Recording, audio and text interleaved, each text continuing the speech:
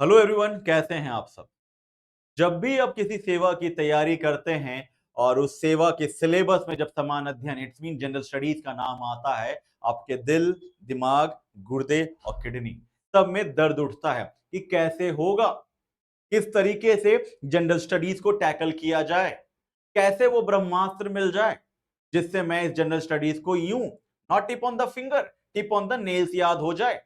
तो मैं Prem Kumar, faculty Saint Peter's law academy, ऐसे ही छोटे छोटे मगर इंटरेस्टिंग वीडियो के साथ आपके सामने आया हूं जो आपके उस दिल, गुर्दे, किडनी के दर्द से राहत दिलाएगा।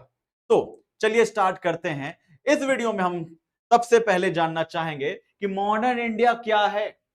हिस्ट्री जब आप पढ़ते हैं तो सरदर्दी होती है, और इस वीडियो हम जानेंगे कि मॉडर्न इंडिया क्या है, मॉडर्न इंडिया स्टार्ट कब से हुआ, मॉडर्न इंडिया की शुरुआत किस एक स्पेसिफिक ईयर से मानी गई, और ये मॉडर्न इंडिया कब तक चला, क्या इसकी कोई समय सीमा है या इसकी कोई तारीख है जहां से मॉडर्न इंडिया खत्म हुआ और अत्याधुनिक युग प्रारंभ हुआ। तो चलिए स्टार्ट करते हैं।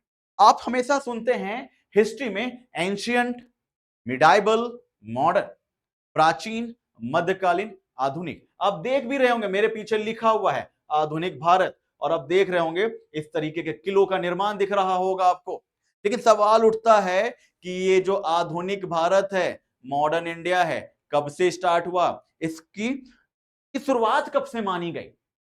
तो जैसे ही आप देखते हैं कि हिस्ट्री में हिस्ट्री में जनरली 1707 1707 से मॉडर्न इंडिया को स्टार्ट माना गया है। आखिर ऐसा क्या हुआ था 1707 में, ऐसी कौन सी घटना घटी कि randomly medieval India modern India में कन्वर्ट हो गया।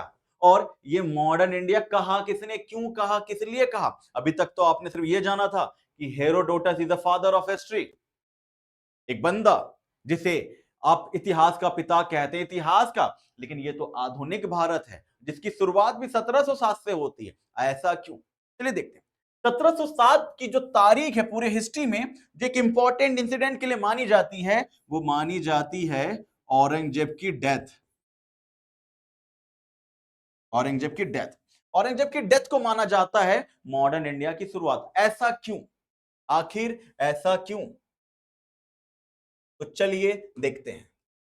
जब 1707 में औरंगजेब की डेथ हुई थी, तो उससे पहले तक क्योंकि अंग्रेज भारत में आ चुके थे 31 दिसंबर 1600, 31 दिसंबर 1600, 31 दिसंबर 1600 को रानी एलिजाबेथ प्रथम से चार्टर लेकर के, रॉयल परमिशन लेकर के भारत की ओर कूच कर चुके थे, और भारत को इस तारीख को पहुंच भी गए।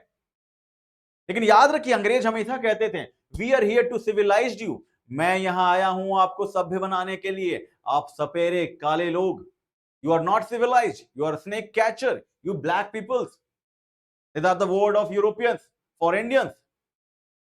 लेकिन वो आए कब, 31 दिसंबर 1600 को, 31 दिसंबर 1600। शुरुआत कब से होती है, डेथ ऑफ औरंगजेब 1707। आखिर क्यों, तो अब देखते हैं कि औरंगजेब की डेथ से पहले तक कहा जाता है, चाहे वो स्लेव डायनेस्टी हो, चाहे वो खिलजी डायनेस्टी हो, चाहे वो तुगलक डायनेस्टी हो, चाहे वो सैयद डायनेस्टी हो, चाहे वो लोधी डायनेस्टी हो, चाहे वो मुगल्स हो, टूटिल औरंगजेब, यहां तक अंग्रेज अपने दायरे में सीमित थे। उनके जो लिमिटेशंस हैं बहुत लिमिटेड थे, उनके जो पावर है, टेरिटरी है, जुरिस्डिक्शन है, बहुत लिमिटेड थी। लेकिन औरंगजेब की डेथ के बाद जो स्पेसिफिक ईयर 1707 1707 में औरंगजेब की डेथ होती है, या मैं इसको अगर आपको एक अच्छे ढंग से समझाऊं तो जब 1707 में औरंगजेब की डेथ हुई थी, तो 1707 से पहले 31 दिसंबर 1600 को Britishers East India company India आ चुकी थी। टू टिल 1707 तक इन्होंने कुछ नहीं किया, अपना ट्रेड, छोटी मोटी लड़ाइयां इनकी चलती रही, चाहे वो अंग्ल मैसूर युद्ध हो, अंग्ल फ्रांसीसी युद्ध हो, वो सब कुछ चलता रहा। इन्होंने कोई भी मिसकंडक्ट नहीं किया जिससे इंडियन रूलर्स इनके अगेंस्ट हो जाए। लेकिन 1707 में जैसे औरंगजेब की डेथ होती है, तो धीरे धीरे, और औरंगजेब के बारे में एक बात कही जाती है कि ये बंदा, ये इतना क्रूर शासक था, चूंकि अलग अलग इतिहासकार अलग अलग नजरिया, हम उस नजरिए की बात नहीं करें, अगर ओवरऑल कहें तो औरंगजेब के बारे में कहा जाता है इसने अपने भाइयों को मारकर जब तख्तो ताज हासिल किया, तो कहते हैं कि इसकी तलवार काफी थी शासन करने के लिए, लोग इससे इतना डरते थे। परंतु इसकी डेथ के बाद जो लोकल प्रोविंस थे, जो लोकल प्रोविंस थे, लोकल क्षेत्र थे, जैसे बंगाल, हैदराबाद, अवध, जो दूर दराज के क्षेत्र थे आज के, उन सभी ने इनको कर देने से मना कर दिया। और 1722 से धीरे धीरे हैदराबाद, बंगाल, अवध ने अपनी स्वतंत्रता घोषित कर दी, अपना इंडिपेंडेंट स्टेट डिक्लेयर कर दिया। फिर भी अंग्रेजों को डर था थोड़ा थोड़ा कि अगर हम इंटरफेयर करेंगे तो कहीं ना कहीं मुगल भारी पड़ सकते हैं, क्योंकि मुगल की कमजोरियां धीरे धीरे धीरे, क्योंकि औरंगजेब की डेथ के बाद बहादुर शाह प्रथम शासक बना, मुअज्जम शासक बना, जहांदर शाह शासन बना, फर्रुख सियार शासक बना। लेकिन धीरे धीरे धीरे धीरे मुगल की कमजोरियां आने लग गई, इसीलिए 1722 तक आते आते सभी ने अपनी स्वतंत्रता घोषित कर दी। और धीरे धीरे धीरे इसी 1722 के बाद आपने सुना होगा 1757 battle of Plassey. Battle of Plassey, Plassey जो बंगाल में है, अंग्रेजों की लड़ाई सिराजुद्दौला से होती है। उसके बाद 1764 में बक्सर की लड़ाई कासिम और अंग्रेजों से होती, और ये 3 गुना 1 के अनुपात में था। यानी कि एक तरफ अवध, एक तरफ बंगाल, एक तरफ मुगल शासक शाह आलम द्वितीय, और दूसरी तरफ ब्रिटिशर्स अकेले, लेकिन मॉडर्नाइज इक्विपमेंट के साथ लड़ रहे हैं भारतीय, और इन्हें बुरी तरह परास्त करके 1765 में इलाहाबाद की संधि करके, 1765 में इलाहाबाद की संधि करके 1773 में अपना पहला कानून लागू करते हैं, जिन्हें रेगुलेटिंग एक्ट कहा जाता है, नियंत्रण कानून कहा जाता है।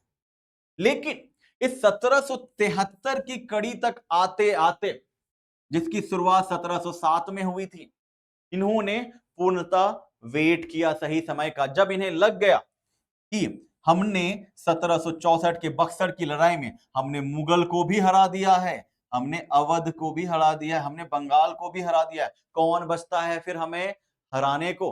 कोई नहीं, घर खाली है, बसेरा डाल दो। और वही हुआ 1765 के द्वैध शासन के बाद, ड्यूअल गवर्नमेंट के सिस्टम के बाद, यहीं से प्रारंभ हो गया अंग्रेजों की सत्ता की स्थापना की शुरुआत, जो कि 1773 के रेगुलेटिंग एक्ट के द्वारा सीधा दिखता है। लेकिन जो सबसे बड़ा सवाल है, आखिर शुरुआत कहां से हुई? तो शुरुआत हुई थी 1707 में औरंगजेब की डेथ के बाद। उसकी मृत्यु हुई आधुनिक भारत की शुरुआत का कारण बनती है, और यह नामांकन इतिहासकारों ने अध्ययन की दृष्टि से रखा है, ना कि किसी अन्य कारण से। 1707 के बाद अगर औरंगजेब की डेथ नहीं हुई थी तो शायद मुगल और शक्तिशाली हो सकते थे। मुगल की डेथ नहीं होती, या यूं कहें मुगल कमजोर नहीं पड़ते, तो अंग्रेज ताकतवर नहीं होते। तो औरंगजेब की मृत्यु ही आधुनिक भारत की शुरुआत का कारण बनता है। इसीलिए इसीलिए जब मॉडर्न इंडिया की बात आती है, तो मॉडर्न इंडिया की शुरुआत 1707 से होती है। 1707 ही वो वर्ष है जो आधुनिक भारत, जो कि 1947 तक चलता है। और उसके बाद पोस्ट इंडिपेंडेंस आता है। 1947 से पहले है प्री इंडिपेंडेंस, 1947 के बाद है पोस्ट इंडिपेंडेंस, यानी 1707 to till 1947 is the era of modern history, is the time period of modern history. Aurangzeb death, the death of Aurangzeb is the beginning of modern India as per Indian history. मुझे उम्मीद होगी ये video और ये lecture दोनों आपको समझ में आया होगा। उसी तरीके से हम आगे आने वाले डिफरेंट डिफरेंट क्लासेस में, डिफरेंट डिफरेंट लेक्चर में इसी तरीके से एक एक चीज को समझेंगे कि आधुनिक भारत में कैसे अंग्रेज आए इस मैप को समझेंगे, अंग्रेज के आने की कड़ी को समझेंगे। मुझे उम्मीद होगी ये वीडियो और चैनल दोनों आपके लिए कारगर सिद्ध हो रहा होगा। ऐसे इंटरेस्टिंग वीडियो के लिए सेंट पीटर्स लॉ एकेडमी के साथ जुड़े रहे। जय हिंद, वंदे मातरम।